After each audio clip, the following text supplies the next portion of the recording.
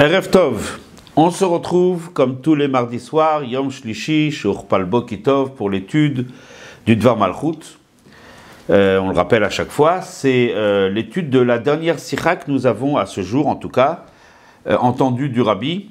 Donc c'est, en l'occurrence, pour la paracha de Lech Lecha, c'est dans l'année Tafshin Nunbet, 5752, fin 91. Et hormis le fait que c'est la dernière sikha que nous avons entendue du Rabbi sur notre paracha, ce sont aussi des directives très précises que le Rabbi nous a données pour se diriger tout droit vers la Géoula. Alors cette semaine, Lech Lecha, Akadosh Baruch Hu qui dit à Abraham, va en Eretz Israël. On pensera bien sûr à cet ordre, à cette injonction d'Akadosh Baruch Hu qui nous dit, va en Eretz Israël, va à la Géoula. Donc on reprend notre cours hebdomadaire, on l'avait déjà repris la semaine dernière, et on est après les fêtes de Tishri, et donc c'est le moment de reprendre d'un bon pied et d'aller tout droit vers la Géoula Amitit Ve'Ashlema. Donc ce cours est retransmis sur le Facebook du Bet Rabbad de Neuilly, fait partie du programme de cours et d'études du Bet Rabbad de Neuilly-sur-Seine. Et donc, c'est l'occasion de mentionner, de rappeler le fondateur de ce Bet Rabbad qui nous a quittés il y a peu, le Rav Shmuel David Ben Avraham Zawi, Alav Hashalom, à qui nous pensons très fort. Et on souhaite, bien sûr, on demande à Kadosh Baruch Hu qui nous le ramène rapidement, et qu'en attendant, ce Bet Rabbad continue à prospérer et à diffuser la lumière de la Torah et des mitzvot, la lumière de la Géoula dans la ville de Neuilly-sur-Seine et bien au-delà. Et bien sûr, c'est toujours, on réitère notre souhait de grande réussite pour l'équipe dirigeante de ce Bet Rabbad, et en premier lieu son épouse, la Rabbanit Zawi, et ses enfants, qui continuent et qui œuvrent avec toute leur énergie pour continuer cette œuvre extraordinaire.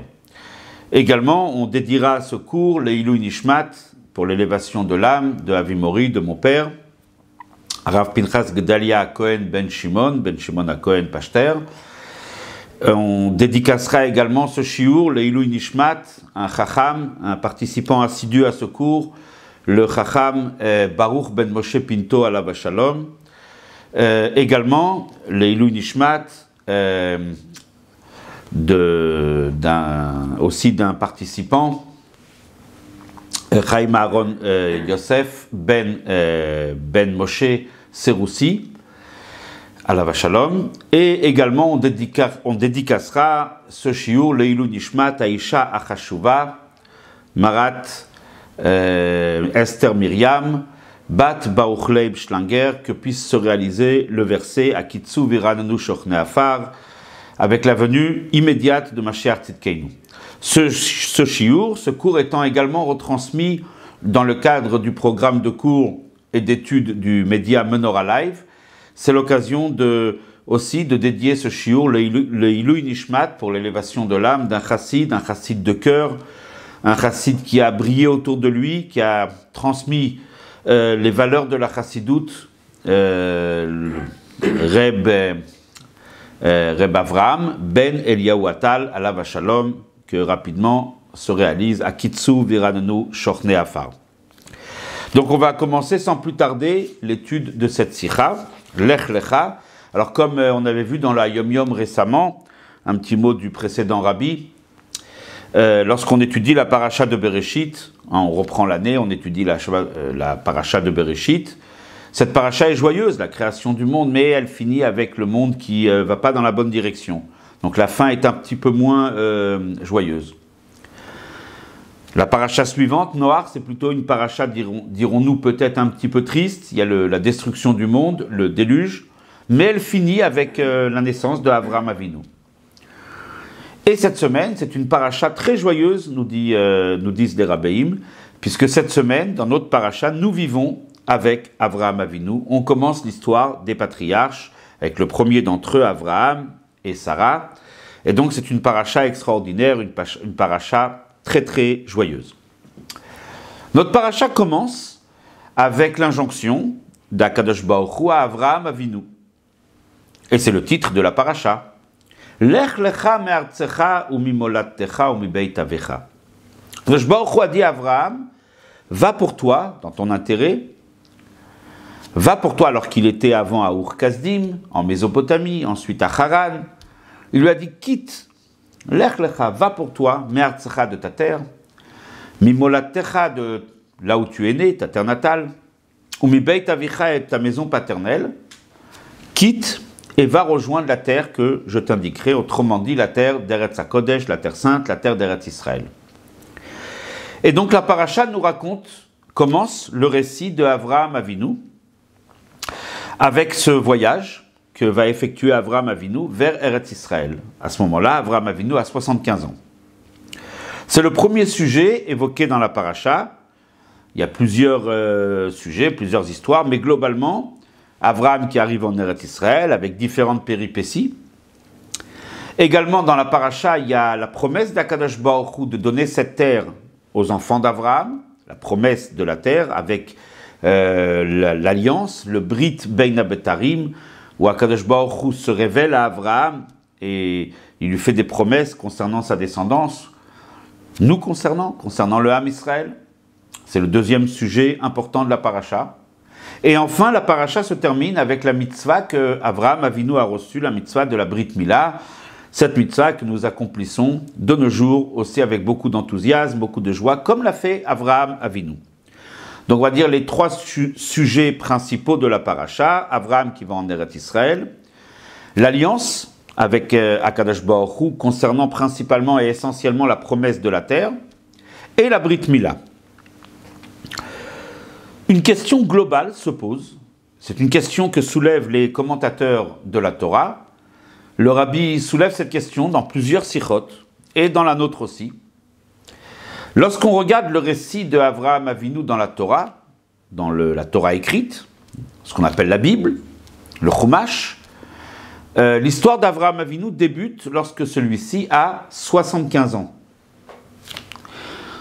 Tout ce qui s'est passé avec Avraham Avinu avant ses 75 ans n'est pas raconté dans le Chumash. Un tout petit peu la semaine dernière, quelques versets concernant la naissance et la famille de Avraham Avinu, mais rien de plus.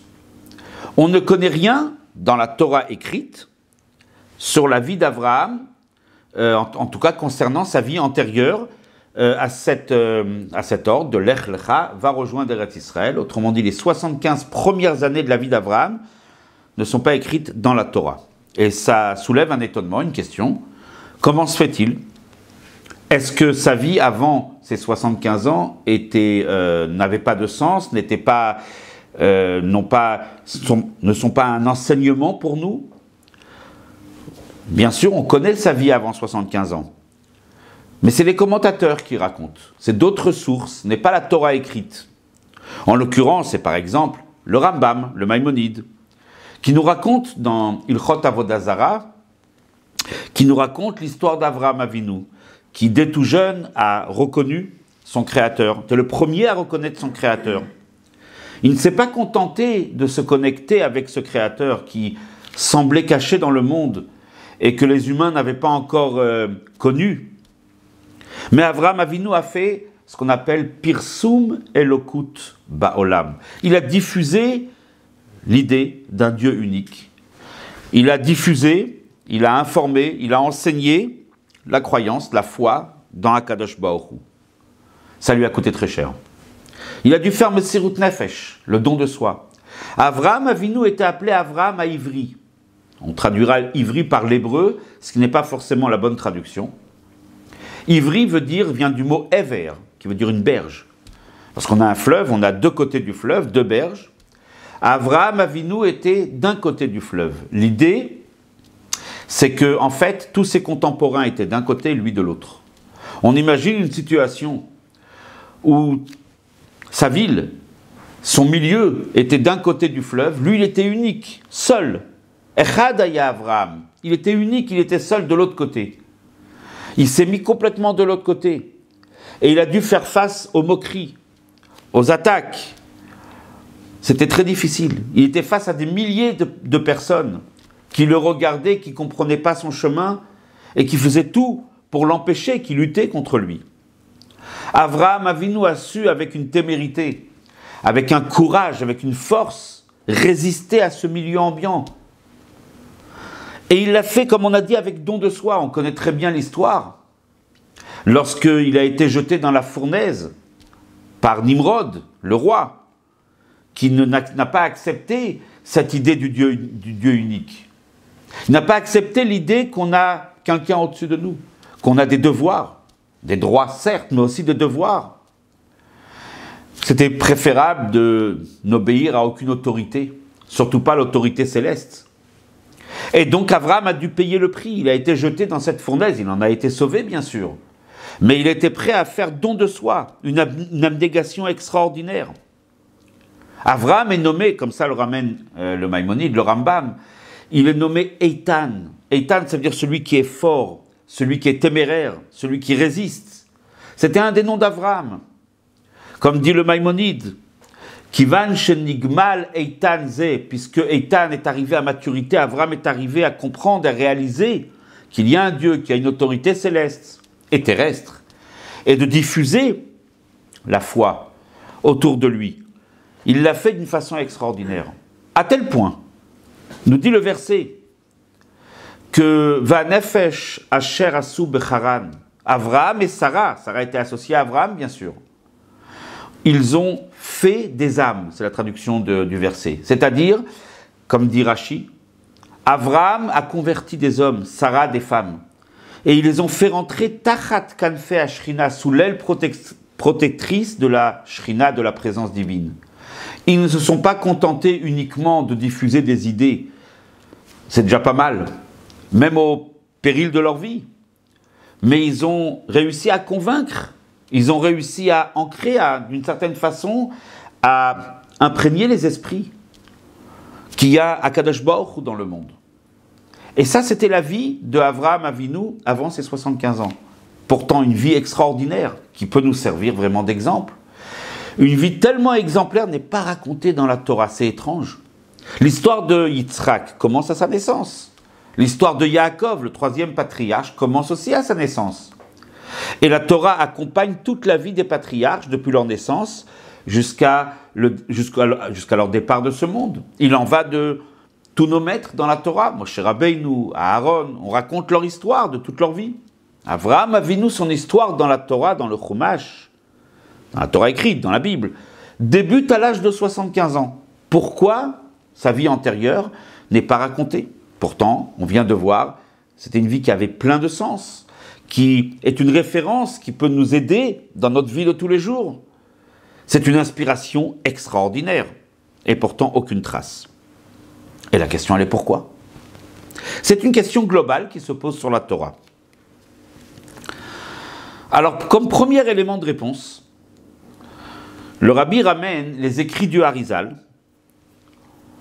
qui dit que depuis la vie d'Abraham, et essentiellement depuis ce moment précis, où Akadosh Baruch Hu lui a dit de quitter sa terre natale, et Abraham qui a obéi immédiatement, qui est parti en Eretz Israël, c'est à partir de ce moment-là que commence le Matan Torah, le don de la Torah. Le don de la Torah est daté à partir de ce moment-là. Lech Lecha représente la préparation au Matan Torah. Alors très rapidement, c'est pour ça que la vie antérieure à Abraham n'est pas racontée, pour la raison très simple, c'est que sa vie antérieure n'était pas une préparation au Matan Torah. Ce n'est que lorsqu'il a rejoint Eretz Israël que là, véritablement, comme on dit, Avraham Avinu et nous, sa descendance, nous avons pris l'autoroute qui nous mène au Har Sinaï. La question, elle est de pourquoi? Pourquoi la vie d'Avraham Avinu, avant ses 75 ans, ne constitue pas une préparation pour le don de la Torah? Et qu'y a-t-il de si spécial dans cet ordre réalisé, accompli avec plein d'enthousiasme, plein d'entrain? Cet ordre qu'Abraham a accompli, en quoi ceci est le point, on va dire, de départ, le point de départ du Matan Torah? Qu'est-ce qu'il y a de tellement spécial? Puis, on peut aussi s'interroger. Nous, aujourd'hui, peut-être, alors la vie d'Avraham Avinu à partir de Lech Lecha, de ses 75 ans, c'est la préparation au don de la Torah, mais on sait très bien que le mot Torah vient du mot Hora'a, enseignement. Nous, aujourd'hui, on est après le Matan Torah. Quel enseignement?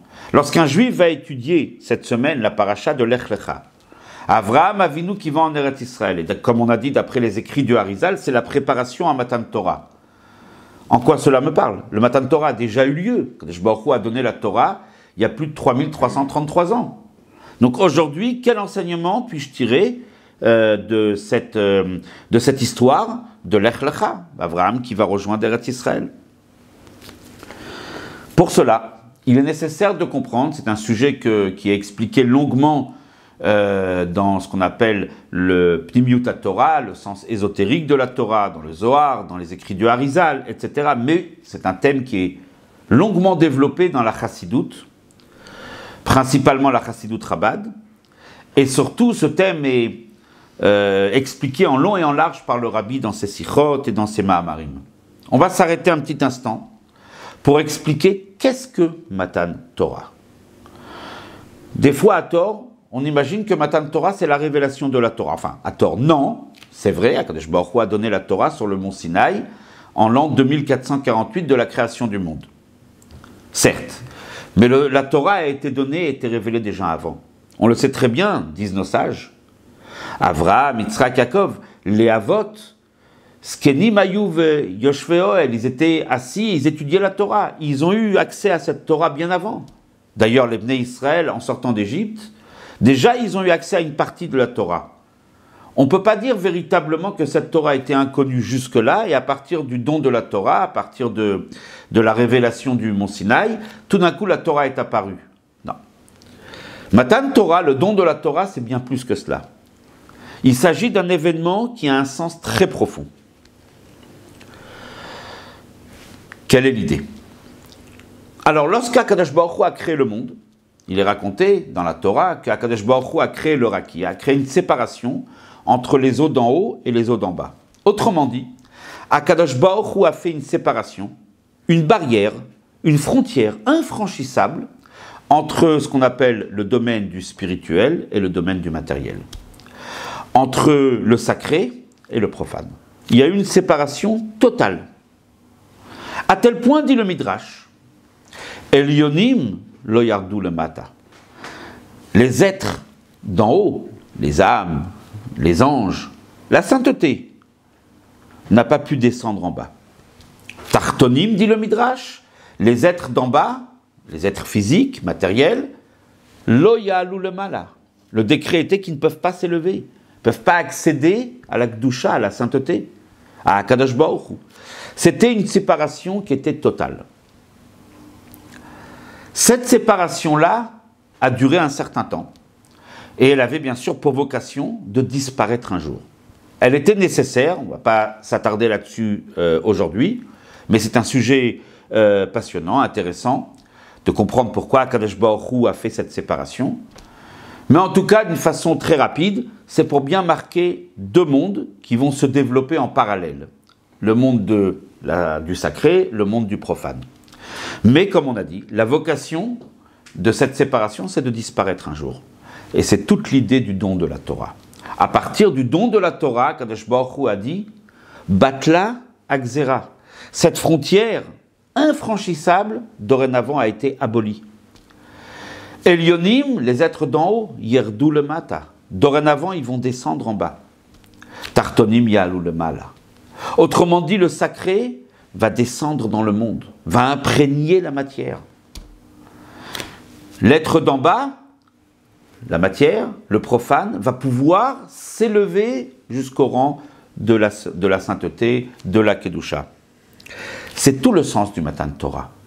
Lorsque Akadosh Baruch Hu a donné la Torah, cette Torah d'un côté, c'est l'émanation de l'esprit du Créateur. L'idée d'une Torah qui vient de très très haut. Comme dit le Zohar, Oraita mi chochma nafkat, la Torah émane de la chochma, de la sagesse divine. Mais de l'autre côté, cette Torah, elle s'habille dans des concepts matériels, dans des mitzvot concrètes, dans des histoires, dans du vécu de tous les jours. Et cette Torah a pour vocation de pénétrer l'esprit humain. Ceci est le don de la Torah. Bitul Agzera, l'annulation de ce décret, dirons-nous terrible. Dorénavant, lorsqu'un juif va étudier la Torah, il va faire descendre la Kedusha d'Akadosh Baruch Hu, la sainteté, il va l'amener jusque dans le profane. Ainsi, il en va aussi de l'accomplissement des mitzvot.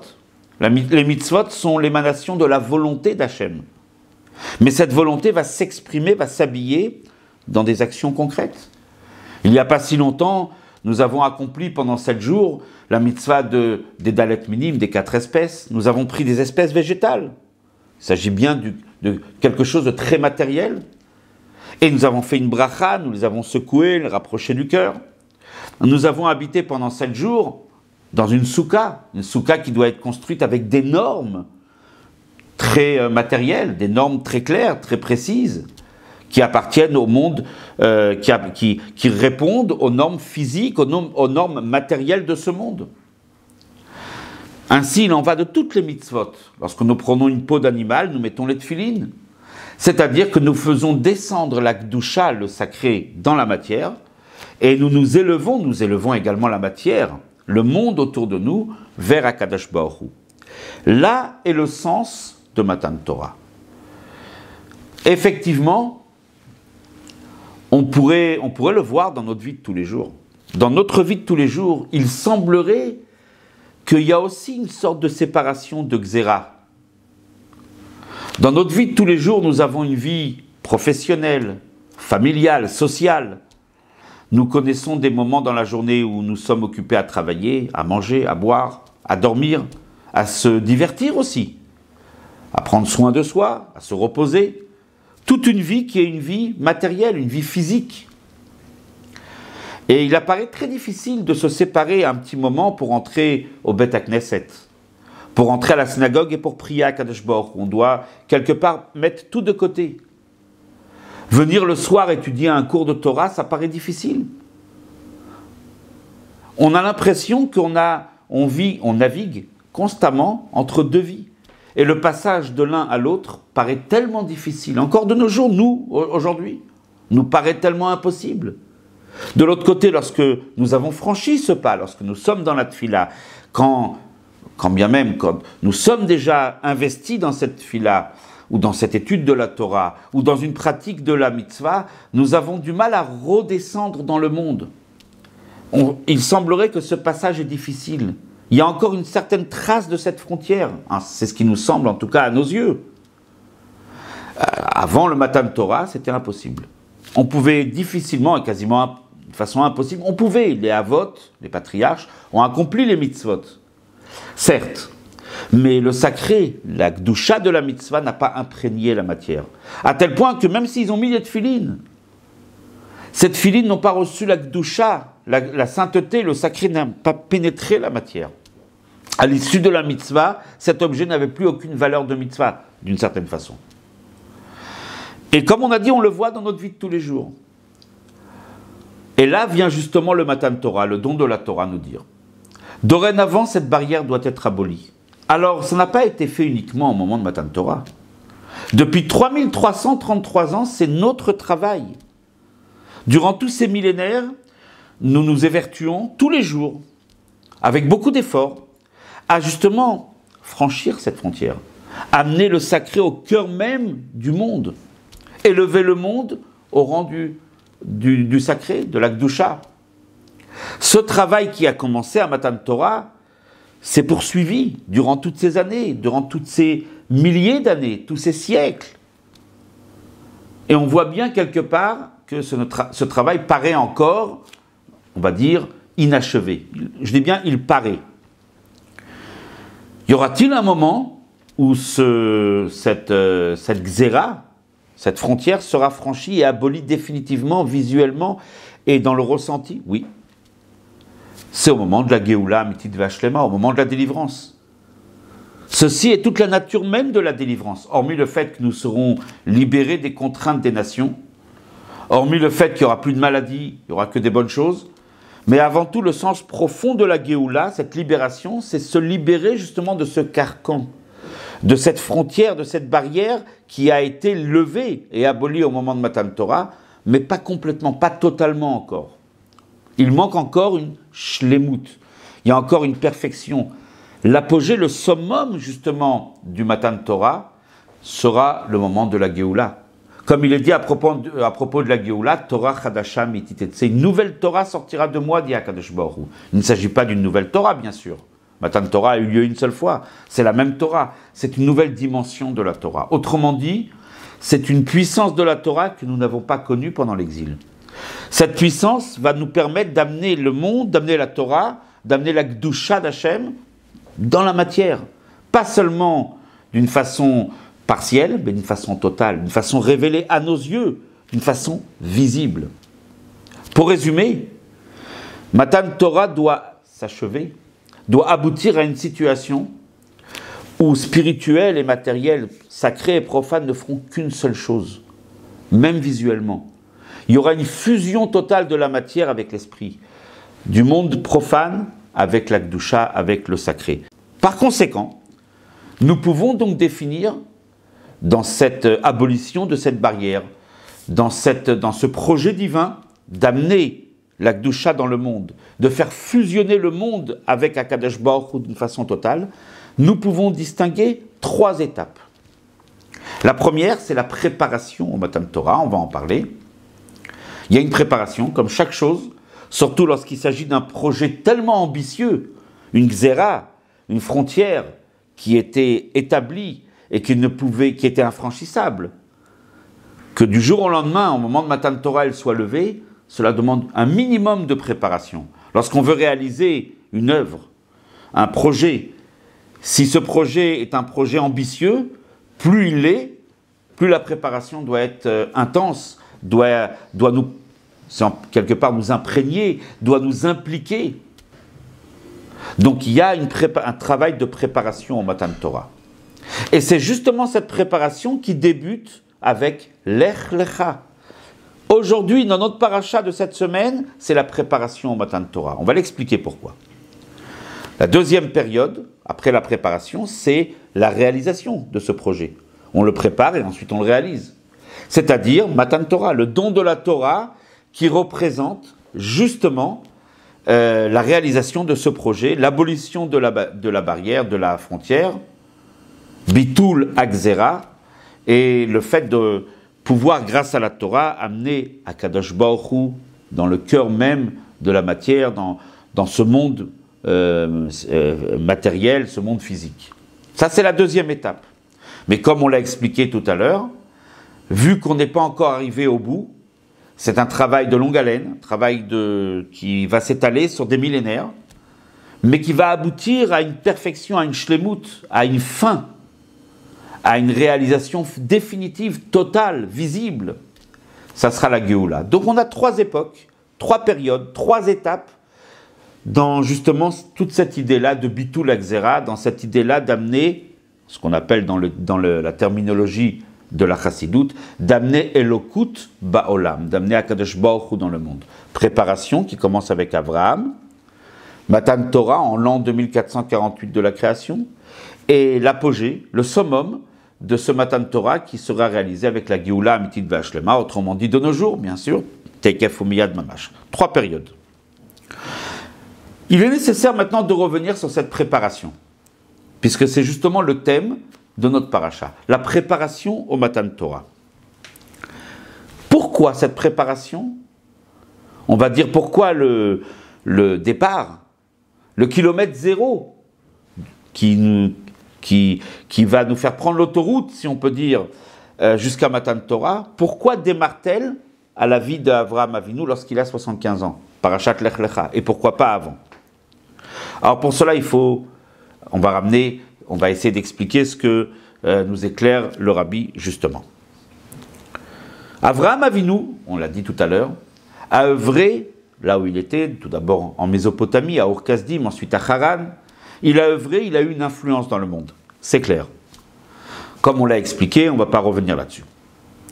Néanmoins, avec tous ces efforts, Avraham est resté Avraham, le monde est resté le monde.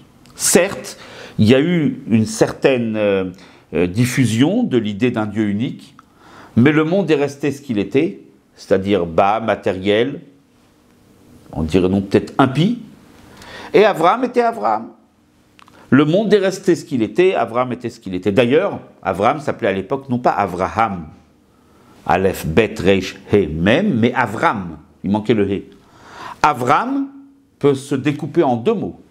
Av, Ram. Av veut dire un père.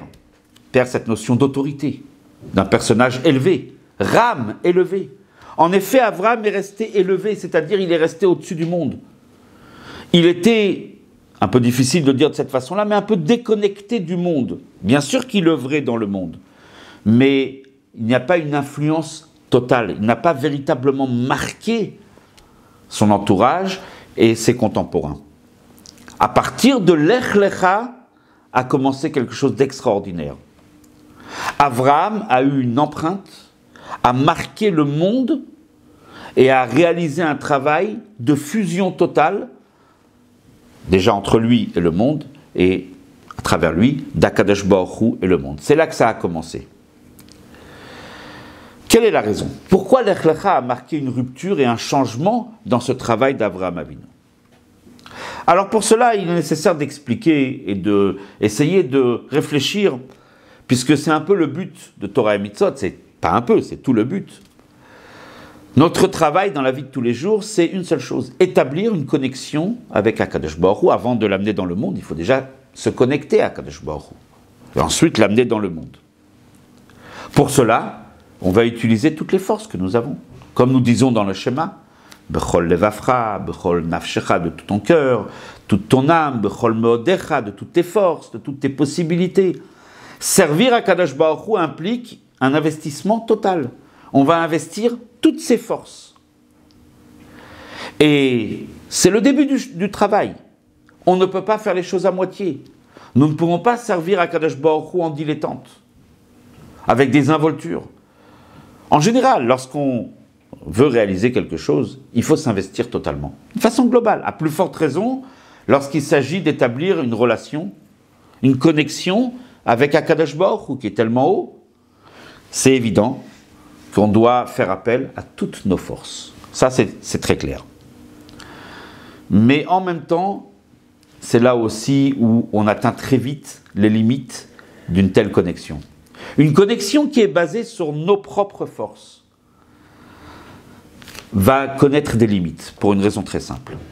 Akadosh Baruch Hu, si on veut l'atteindre, si on veut s'attacher à lui, Akadosh Baruch Hu représente l'illimité. Ein Sof, Akadosh Baruch Hu est sans fin.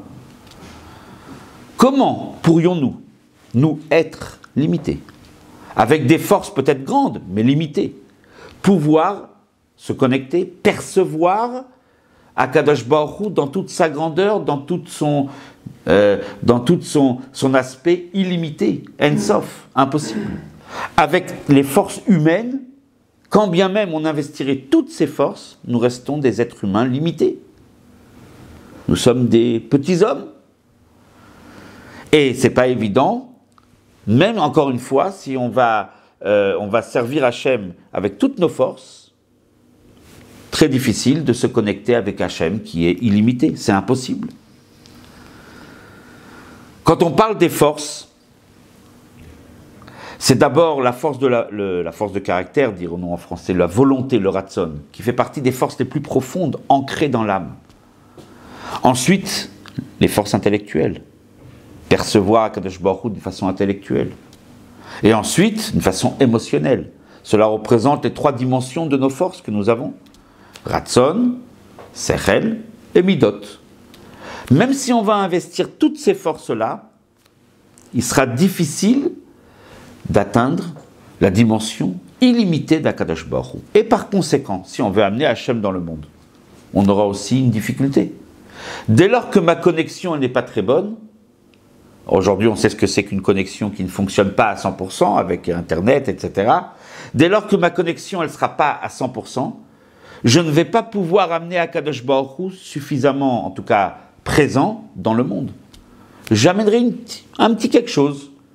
Il y aura, à travers cette connexion, on va dire, assez sommaire ou limitée, une petite lueur divine dans le monde, mais pas plus que cela.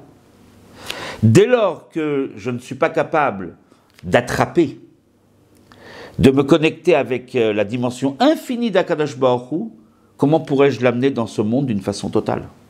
Impossible. Alors que faire? Pour cela, il est nécessaire d'agir. Après, bien sûr, une première étape, on a agi avec nos forces. Après, il est nécessaire de passer à la vitesse supérieure, de passer à la deuxième phase de ce plan. C'est-à-dire d'établir une connexion basée non pas sur nos propres forces, mais sur les forces d'Akadosh Baruch Hu. Basée justement sur les forces illimitées d'Akadosh Baruch Hu. Dès lors que je vais bénéficier de ces forces illimitées d'Akadosh Baruch Hu, je vais pouvoir me connecter totalement à lui. Bien plus. Je vais pouvoir saisir l'essence même du Créateur. Et dès lors, je pourrai l'amener même dans la matière la plus grossière. Je pourrais l'amener dans le monde, de façon révélée. C'est justement ce qui s'est passé avec Abraham Avinu. Dans un premier temps, jusqu'à 75 ans, Abraham a travaillé, a servi Dieu avec ses forces. Il a fait un travail merveilleux.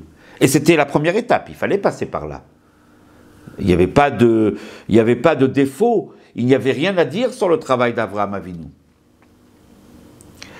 Il a servi Dieu jusqu'au don de soi, mais c'était ses forces à lui. Les forces d'un être créé, d'un ivra.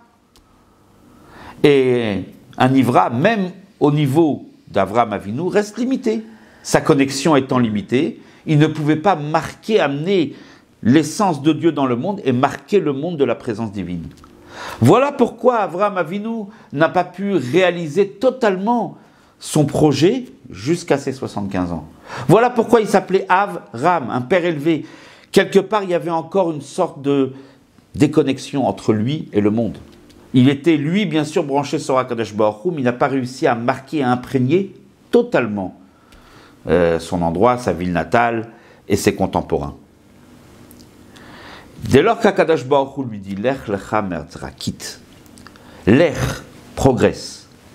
Et quand on parle de progrès, c'est un progrès exponentiel, un progrès illimité, un avancement et un parcours qui nous fait changer complètement la nature même de la connexion avec Akadosh Baruch Hu. Il ne s'agit pas de rajouter un petit peu de débit supplémentaire pour reprendre les termes d'Internet.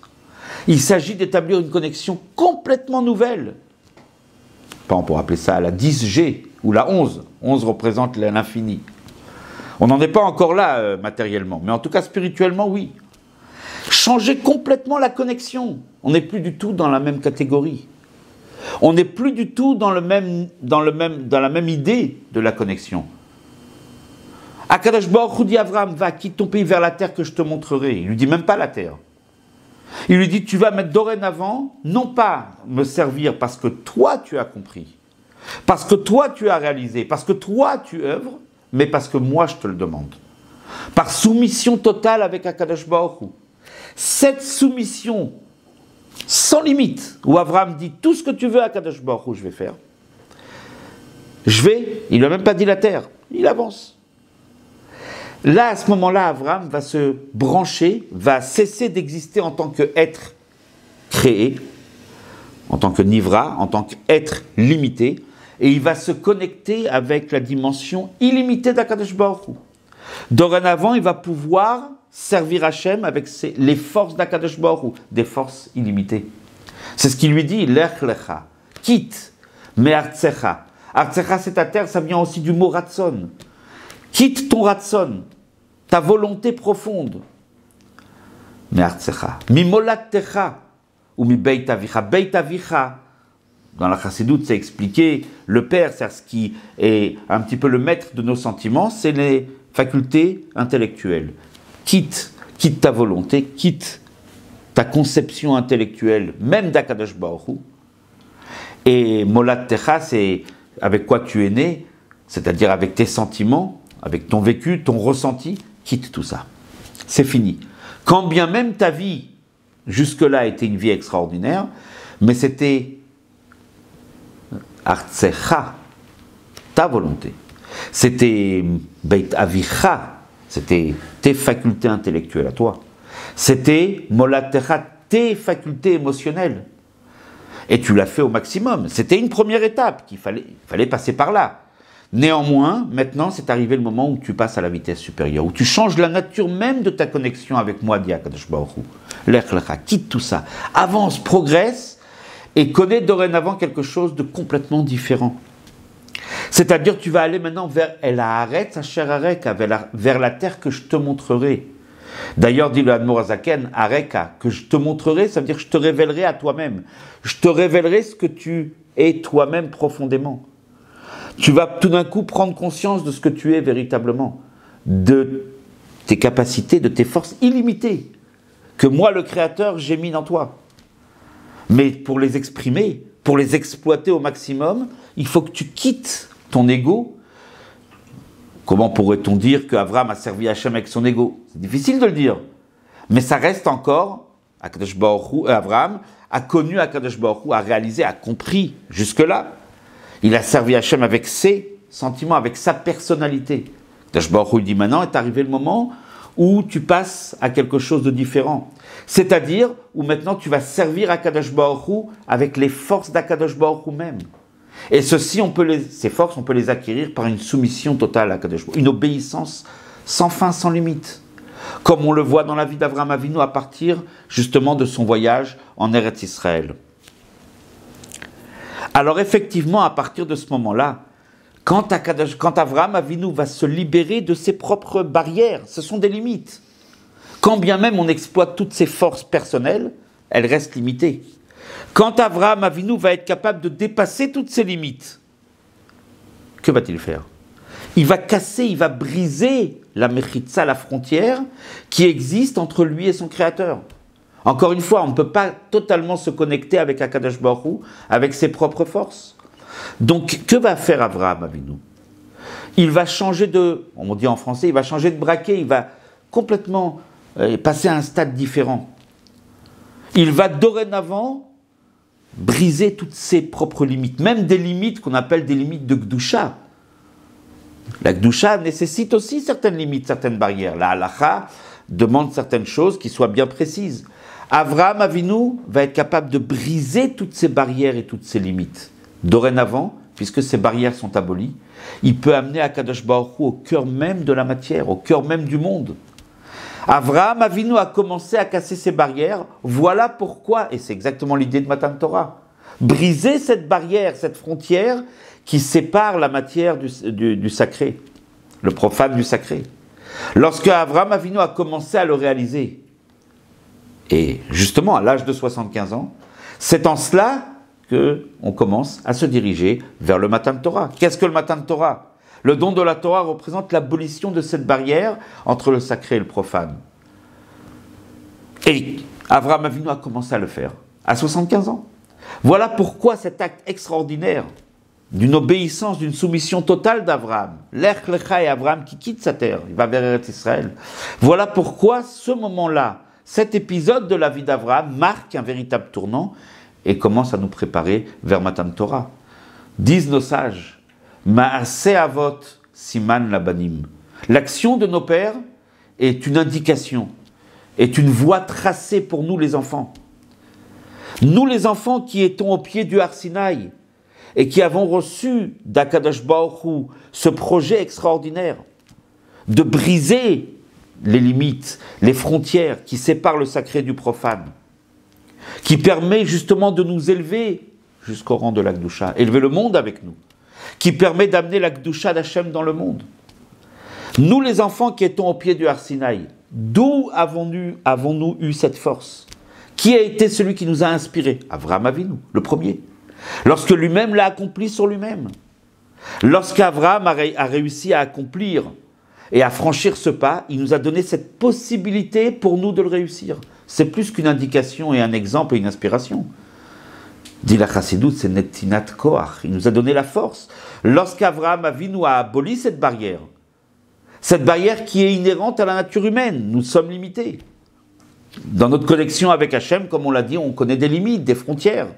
Lorsque cette connexion est devenue une connexion illimitée, une connexion totale par les forces même d'Akadosh Baruch Hu, lorsqu'Avraham a su le réaliser à l'âge de 75 ans, c'est là qu'il a commencé à se préparer et à nous préparer, à préparer le monde pour aller vers le Matan Torah. Voilà cette première étape qui commence justement à l'âge de 75 ans.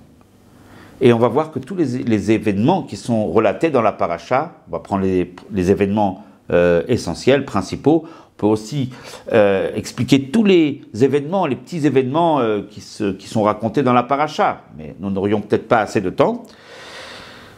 Avraham Avinu reçoit la promesse d'Akadosh Baruch Hu au moment de l'alliance de Ben Abetarim, qui va donner la terre d'Eretz Israël au Bnei Israël. Quelle est l'idée?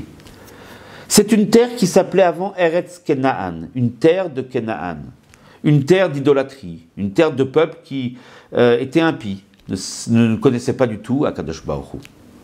L'idée, ce n'est pas une conquête uniquement militaire, bien sûr, aussi, mais c'est surtout une transformation de la terre.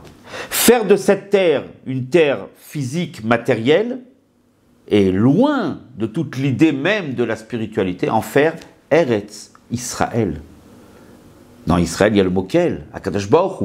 En faire une terre pour Akadosh Baruch Hu, une terre sacrée, Eretz HaKodesh, la terre sainte. C'est toute l'idée de Kibush Haaretz, de la conquête de la terre. D'ailleurs, Avraham Avinu a reçu d'Hachem la promesse de la terre des 7 peuples, mais aussi des 3 autres peuples supplémentaires. Nous n'avons jamais reçu encore pour l'instant cette terre des 3 peuplades qui sont de l'autre côté du Jourdain.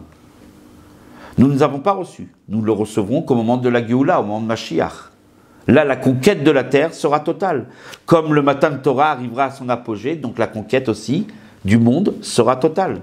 À travers cette idée de la conquête totale de la terre, on retrouve l'idée de l'imprégnation totale du sacré dans le profane.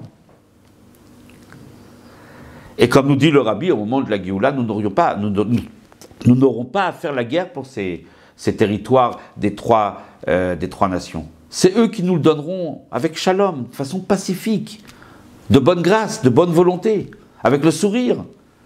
Très bientôt, Inotsa Hashem. Nous serons maîtres sur toute la terre d'Eretz Israël. Maître ne veut pas dire jouir de la terre à des buts et à des fins égoïstes. C'est-à-dire transformer, amener Akadosh Baruch Hu dans cette terre. C'est toute l'idée de Kibush Haaretz, de la conquête de la terre. Lech Lecha, lorsqu'Abraham va servir Hachem dorénavant avec des forces illimitées, lorsqu'il a aboli cette frontière, alors Akadosh Baruch Hu lui dit, tu auras aussi la terre, tu vas pouvoir conquérir toute la terre d'Eretz Israël, toi et tes enfants, et donc y installer la Kedusha, la sainteté, dans cette terre, et au-delà d'Eretz Israël, dans le monde entier.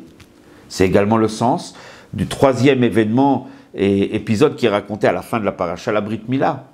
Venatati briti bibsachem di Akadosh Baruch Hu. Je mettrai mon alliance dans votre chair. Au cœur même de la chair humaine, il y a la marque de fabrique, il y a la marque de l'alliance avec Hachem. Physiquement, on reconnaît la Brit Mila. C'est-à-dire que l'alliance divine va imprégner et marquer la chair d'Abraham et de tous les Bnei Israël. Et comme dit la Gemara, même les femmes, elles ont la Brit Mila. Keman de Maliadami. Elles n'ont pas besoin de l'avoir dans leur corps, elles l'ont. Elles ont aussi cette marque, cette Kedusha en elles. Comme dit le Admour Hazaken, dans le Shulchan Aruch, que c'est justement la Neshama qu'on reçoit au moment de la naissance, qui représente cette marque, on va le voir dans la semaine prochaine, si Dieu veut, dans la Sikha de Vayera, c'est la marque de la divinité sans fin et illimitée à l'intérieur de chaque juif. Donc, la même idée. Avraham Avinu abolit il va surmonter ses propres limites, ses propres barrières. Il va servir Hachem de façon illimitée, par sa soumission. Lech lecha me'artzecha, quitte, change complètement de dimension. Et là, effectivement, il reçoit la promesse d'Eretz Israël. L'idée de la conquête d'Eretz Israël, c'est marquer la terre physique matérielle par l'esprit d'Akadosh Baruch Hu, par l'essence même d'Akadosh Baruch Hu.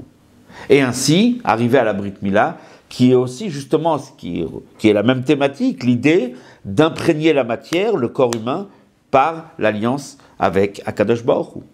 Voilà pourquoi, dorénavant, Avraham va devenir Avraham.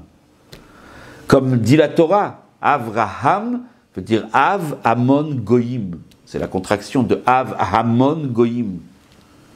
Tu vas être père de très nombreuses nations. Autrement dit, ton influence ne va pas rester cantonnée comme c'était le cas avant les 75 ans, à quelques personnes autour de toi. Nefesh Asher Asu Becharan. Dorénavant, Av Hamon Goyim. Tu vas avoir une influence qui va dépasser toutes les limites, parce que tu as su franchir tes limites. Donc tu as su t'unir avec Akadosh Baruch Hu d'une façon illimitée. Tu vas être capable d'amener Elokout, d'amener Akadosh Baruch Hu, et de le diffuser, d'imprégner des nombreux peuples. Pas seulement le Ham Israël, même les nations. C'est toute l'idée. D'amener que toutes les nations vont reconnaître Akadosh Baruch Hu. Comme nous l'avons dit dans la tfila de Rosh Hashanah, Veyeda kol paoul ki ata fait alto. Toute œuvre reconnaîtra que c'est toi, Hachem, qui l'a fait. Le reconnaîtra, pas le saura simplement par une foi ou par une connaissance, on va dire, sans ressenti véritable. Non, Veyeda. La Yedia, c'est quelque chose de ressenti, date. C'est un attachement profond avec un concept. Toute paoul, on ne parle pas ici même d'être humain. Chaque partie, chaque détail de la création reconnaîtra, comprendra, saisira Akadosh Baruch Hu. Et c'est justement toute l'idée de notre paracha. Et c'est pour cela qu'Avraham Avinu, on peut dire que sa vie va commencer, en tout cas dans la Torah, à partir de 75 ans. Parce que c'est justement à partir de ce moment-là qu'il va commencer à nous amener sur l'autoroute qui nous amène à Matan Torah.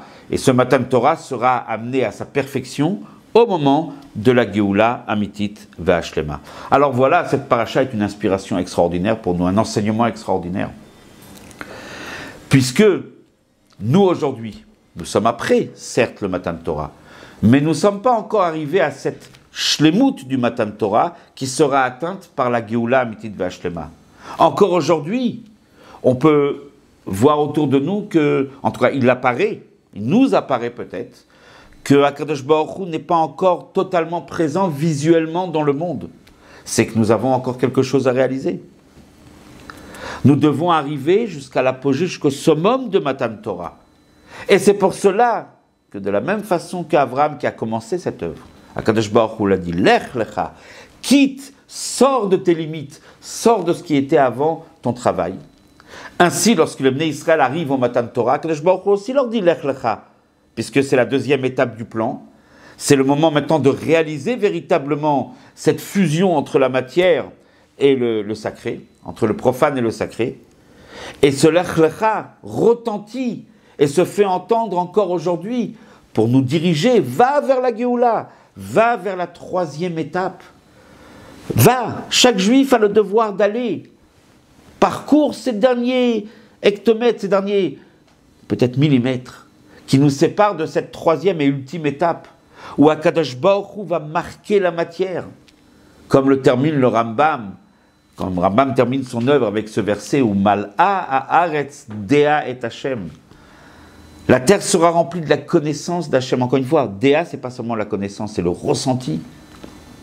Donc, on n'y est pas encore. Alors, Lech lecha, il faut quitter. Sachons justement, sachons développer, faire émerger des forces qui sont en nous, qui ne sont pas les nôtres, qui sont des forces divines.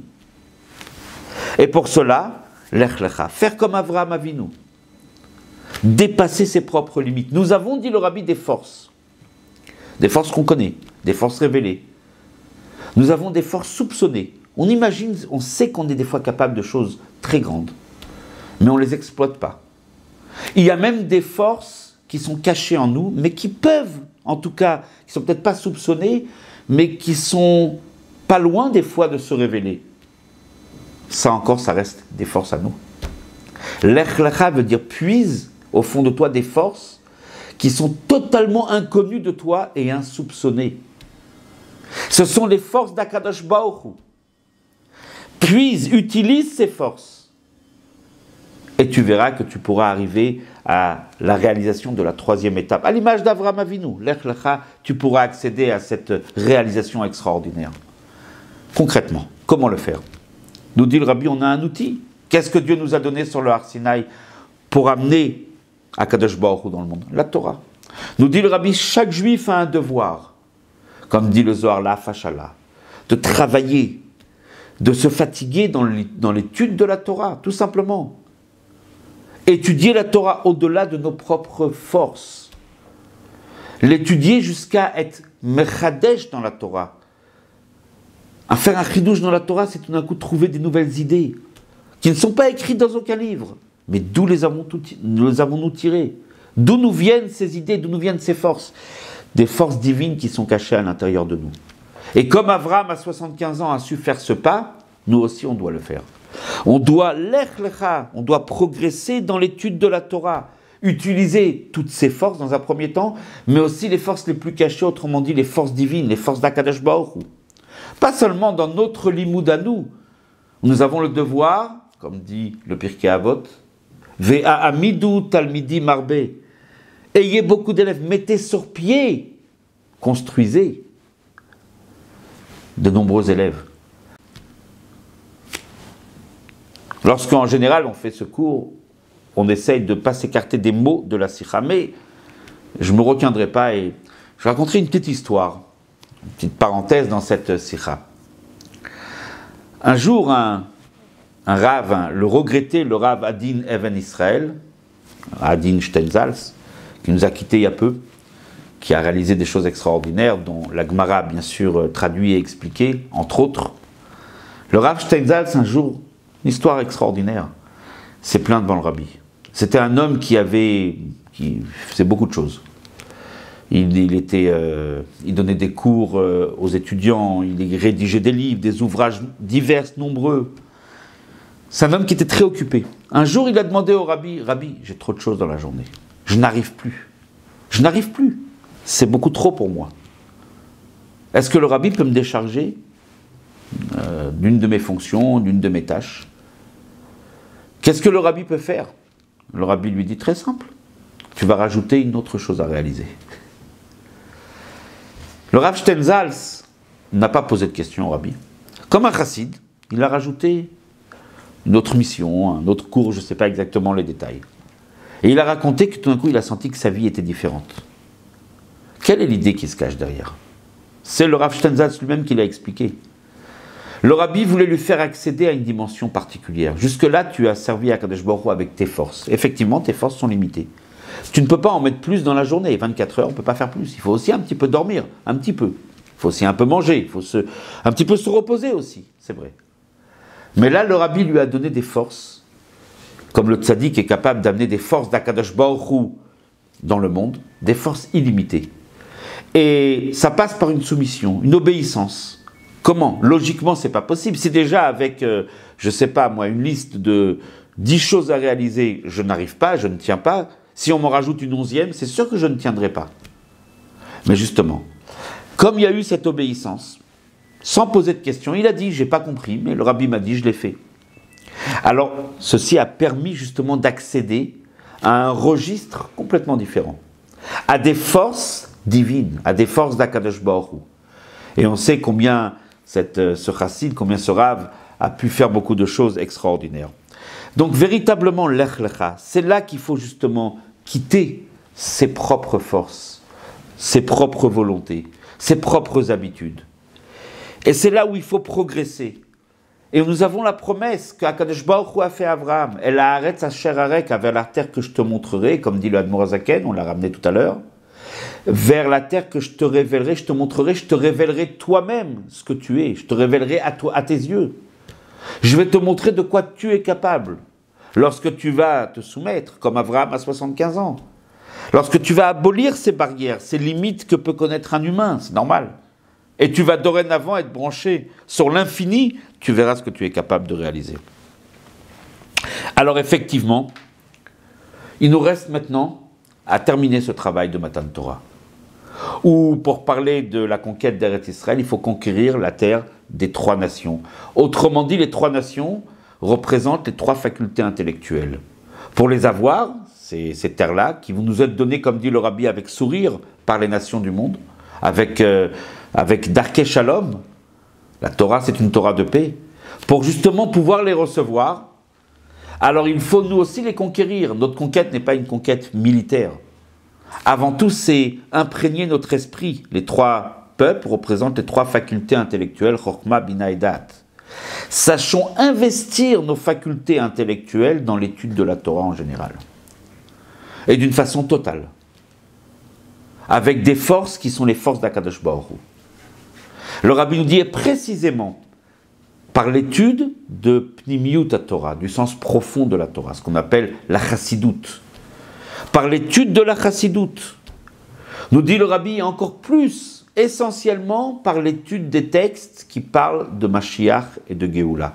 S'imprégner de la Géoula, imprégner notre esprit de la Géoula, c'est sortir de notre carcan, de nos limites, de notre condition d'humain limitée, et se brancher sur Akadosh Baruch Hu qui est illimité.